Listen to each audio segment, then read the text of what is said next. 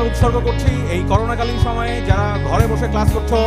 এবং ঘরে বসে ক্লাস করতে ভালোবাসছো এবং বাসছো না। পেছনে তাকালে যেন এখনই ডাক দিবি, খাতার মাঝে